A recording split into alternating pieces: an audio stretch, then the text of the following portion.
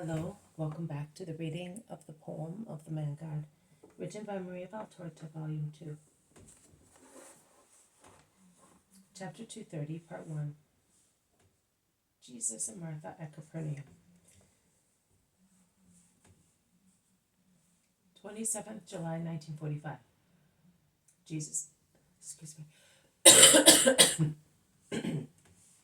Jesus, hot and covered with dust, goes back to the house in Capernaum with Peter and John. He has just entered the kitchen garden and is going towards the kitchen when the landlord calls him familiarly, saying, "Jesus, the lady of whom I spoke to you at Bethsaida has come again looking for you." I told her to wait, and I took her to the room upstairs. "Thank you, Thomas. I will go to her at once. If the others come, tell them to wait here." And Jesus goes upstairs immediately, without even taking off his mantle. On the terrace at the top of the staircase, there is Marcella, Martha's maid. She is standing there alone. "Oh, Master, my mistress is inside. She has been waiting for you for so many days," says the woman kneeling down to worship Jesus. "I rather thought that. I will go to her at once." May God bless you, Marcella. Jesus lifts the curtain protecting the room from the excessively bright sunshine. For although the sun is now setting, it is still very warm, and the white houses in Capernaum seem to be ablaze in the red glare of a huge brazier. In the room, sitting near the window, is Martha, enveloped in a mantle and covered with a veil. She is perhaps contemplating the part of the lake where a woody hill protrudes into the water, forming a promontory. Perhaps she is only contemplating her own thoughts. She is certainly absorbed in thought, and in fact, she does not hear the light shuffling of the feet of Jesus, who is walking towards her, and she starts when he calls her. "Oh, Master!" she exclaims, and she falls on her knees with outstretched arms, as if she were imploring help, and then she bends so low as to touch the floor with her forehead, and she bursts into tears. "What is the matter? Stand up. Why are you weeping so bitterly? Have you some misfortune to tell me? You have? What is it? Do you know that I was at Bethany? You do? And I was told that there was good news. But now you are weeping. What happened?" And he compels her to stand up and makes her sit on a bench outside the wall while he sits in front of her. "Now take off your veil and mantle as I am doing. You must be suffocating under them.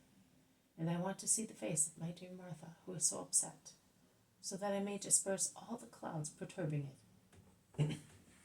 Martha obeys, still weeping, and her flushed face and swollen eyes cannot be seen. "Well, I will help you. Mary sent for you. She wept very much. She wanted to know many things about me, and you thought that that was a good sign, so much so that you wanted me to come to complete the miracle, and I have come. And now? Now nothing, Master. I was mistaken.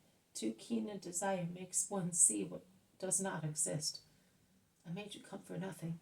Mary is worse than before. No, what am I saying? I am calumniating her. I am telling lies. She is not worse, because she does not want any more men around her. She is different, but still so bad. She seems to be mad. I no longer understand her. At least before I understood her, but now who can understand her?" And Martha weeps desolately. "Now calm down and tell me what she does. Why is she bad?" "So she does not want any more men around her. So I suppose that she leads a retired life at home. Is that so?" "It is? Good. That is very good. The fact that she wanted you to stay with her, as if she wanted to be defended against temptations, that is what you wrote. And the fact that she wanted to avoid temptations by shunning guilty acquaintances, or what might lead to such relationship, are signs of goodwill." "Do you think so, Master? Do you really think that?" "Of course I do. So why do you think that she is bad? Tell me what she does." Excuse me. Well, Martha, who is somewhat encouraged by Jesus' certainty, speaks more calmly. "Well, since I came here, Mary has never left the house or the garden. not even to go out on the lake in her boat. And her nurse told me that even before I came, she hardly ever went out. Apparently, this change began at Passover. But before my arrival, some people used to come and see her, and she did not always refuse to see them. Sometimes she gave instructions not to let anybody pass, and it appeared to be a standing order.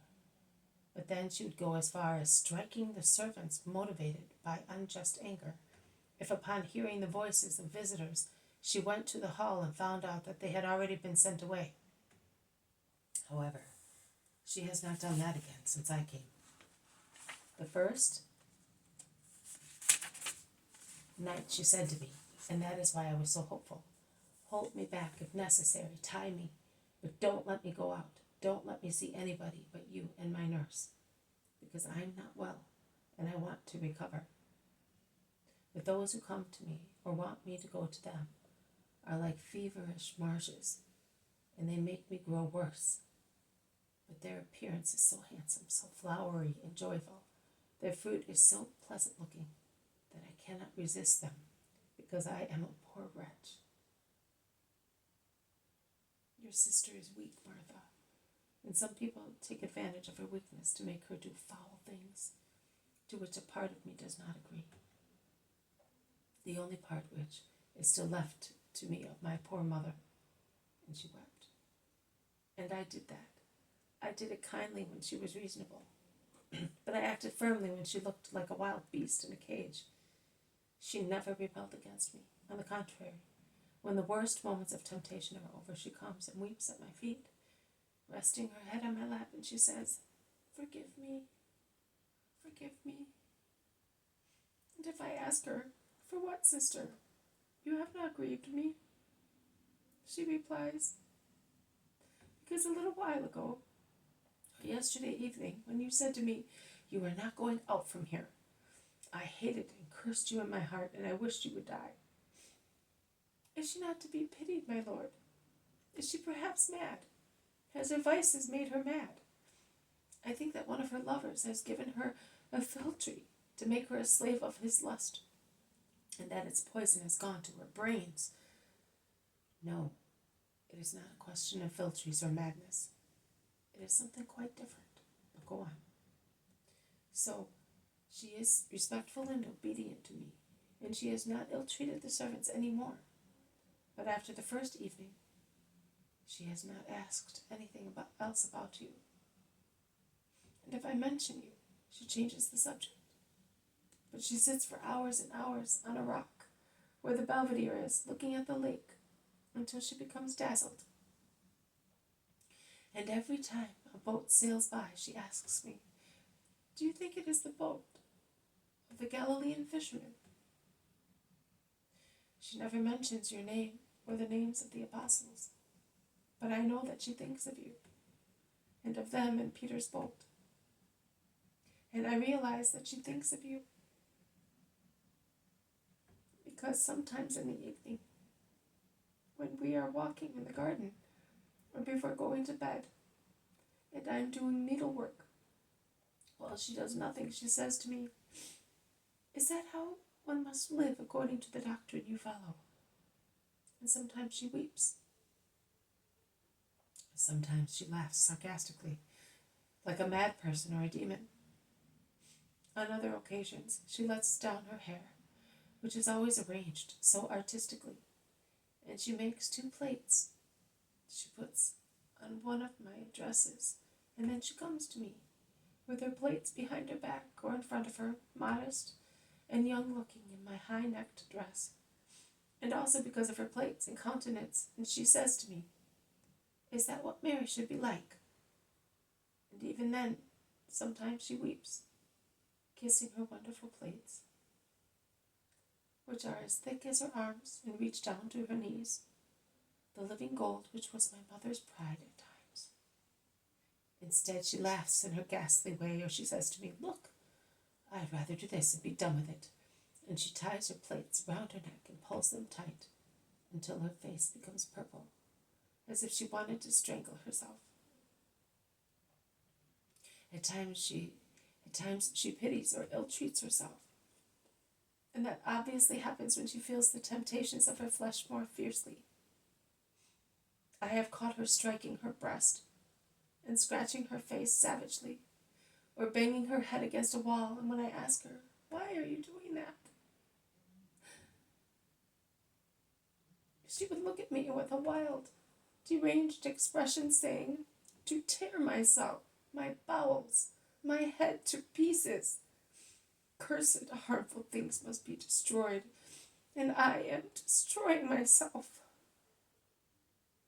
And if I speak to her of God's mercy, of you, because I still speak to her of you, as if she were the most faithful of your woman disciples, and I swear to you that at times I am horrified at mentioning your name in her presence, she replies, "There can be no mercy for me. I have gone beyond the limit." She is then seized by a fit of despair and shouts, beating herself till she draws blood. Why have I this monster that tears me to pieces, and it gives me no peace, and it leads me to evil deeds by means of sweet singing voices, to which it then adds the cursing voices of my father and mother, of you and Lazarus, because you and Lazarus curse me too, and Israel curses me, and it makes me hear them to drive me mad. When she says that, I reply to her, "Why are you worried about Israel, which is only a people, and you do not think of God? But since you trampled on everything without considering what you were doing, endeavor now to overcome everything, and do not worry about worldly things, but care only for God, your father and mother. If you change your life, they will not curse you, but will stretch their arms out to you." And she listens to me, pensive, astonished, as if I were telling her an unreal story. And then she weeps, but does not reply. At times, instead, she orders the servants to bring her wines and drugs, and she eats and drinks those artificial nourishments and explains, "I do that to forget." Now, since she found out that you are here in the lake area, every time she sees me come to you, she says, "I will come sometime too." And laughing in that manner, which is an insult to herself, she concludes, "Thus the eye of God will fall also upon manure." But I do not want her to come. And now when I want to come, I wait until she falls asleep, when she is exhausted with being angry, with drinking and weeping, with everything. Also today, I ran away like that, so that I can go back at night before she awakes. That is my life. I no longer hope. And she resumes weeping more bitterly than previously, as her tears are no longer restrained by the effort of speaking calmly. "Do you remember, Martha, what I told you once? Mary is ill." You did not want to believe it. Now you can see it. You say that she is mad. She says herself that she is ill and suffers from a sinful fever. I say she is ill because she is possessed by a demon. It is still a disease, and her incoherent behavior, her fury, her tears, her affliction, her longing for me, are stages of her illness, which has come to a moment of crisis and has its most violent fluctuations. You are doing the right thing in being good to her and patient with her. You are right in speaking to her of me. Do not be disgusted at mentioning my name in her presence. Poor soul of my Mary. Her soul also was created by the Father, and it is in no way different from all other souls, from yours, from Lazarus's, from the souls of the apostles and disciples. Her soul also was included and foreseen to be amongst the souls for whom I became flesh, in order to be their Redeemer. In actual fact, I have come more for her than for you, Lazarus, the apostles and disciples. Poor soul of my Mary, who is suffering so much, of my poor Mary, who has been poisoned with 7 poisons besides the first universal poison. O my imprisoned Mary, but let her come to me. Let her breathe the air I breathe. Let her hear my voice and meet my glance. She calls herself manure. O my poor dear soul, in whom the demon of pride is the weakest of the 7 possessing her. Only because of that she will be saved. And if she would find someone who may lead her astray once again when she comes out, she is afraid of that herself. And she will always be afraid of that, now that she has gone so far as to loathe vice. But be not afraid. When a soul already has the desire of coming to good, and is held back only by the diabolic enemy, who is aware that he is going to lose his prey, and by the personal enemy of one's ego, which reasons in a human way and judges itself in a human way, ascribing to God its own judgment to prevent the soul from controlling the human ego, then that soul is already strong enough against the attacks of vice and of vicious people. It has found the polar star and will no longer deviate. And do not say to her again, you have not thought of God, and you are instead thinking of Israel. It is an implicit reproach. Do not do that. She has just come out of a fire. She is one big sore. Touch her lightly, only with balms of kindness, of forgiveness and hope. Leave her free to come. You must tell her when you are thinking of coming, but do not say to her, come with me. On the contrary, if you understand that she wants to come, do not come yourself. Go back and wait for her at home. She will come back to you broken by mercy, because I must remove the wicked power that is holding her. And for a few hours she will look like a woman whose veins have been cut or whose bones have been removed by a doctor. But later she will feel better. She will be dumbfounded. She will be in great need of caresses and silence. Assist her as if you were her second guardian angel, without letting her perceive your presence. And if you see her weeping, let her weep.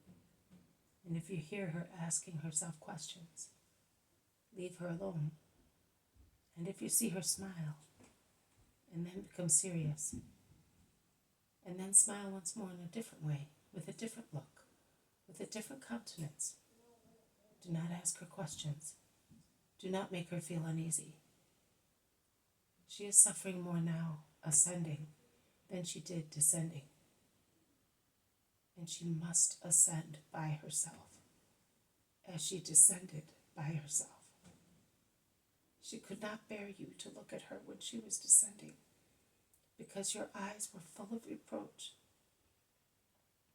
And she cannot bear you to look at her now that her sense of shame has been aroused at last.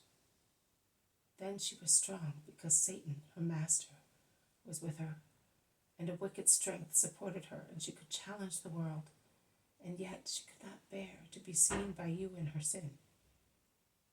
Now Satan is no longer her master. He is still a guest in her, but Mary's will is holding him by the throat, and she has not me yet. That is why she is too weak. She cannot even bear your caressing, sisterly eyes watching her confession to her Savior. All her energy is employed and consumed in holding the septuple demon by the throat. For all the rest, she is defenseless and unclothed. But I will reclothe her and fortify her. Go in peace, Martha, and tomorrow tell her tactfully that I shall be speaking near the torrent of the fountain, here in Capernaum, after Vesper. Go in peace. I bless you. Martha is still perplexed. Do not become incredulous, Martha, says Jesus, who is watching her. No, my Lord, but I was thinking, oh, give me something that I may give Mary, to give her a little strength. She is suffering so much, and I am so afraid that she may not be able to triumph over the demon. You are a little girl. Mary has me and you. Can she possibly not succeed? However, take this. Give me your hand, which has never sinned, and has always been gentle, kind, merciful, active, and pious. It has always made gestures of love and prayer. It has never been lazy or idle or corrupt. Now I will hold it between my hands to make it even holier. Raise it against the demon, and he will not endure it. And take this belt of mine, never part with it. And every time you see her, say to yourself, the power of Jesus is stronger than this belt of Jesus. And by it, everything can be overcome, demons and monsters as well. I must not be afraid. Are you happy now? My peace be with you. Go in peace. Martha worships him and goes out. Jesus smiles when he sees her climb onto the wagon, which Marcella has called to the gate, and depart toward Magdala. This has been a reading from the poem of the Man God, written by Maria Valtorta, Volume 2. Chapter 230, Jesus and Martha at Capernaum. Thank you for listening. I will see you tomorrow. May God bless you, and may peace be with you.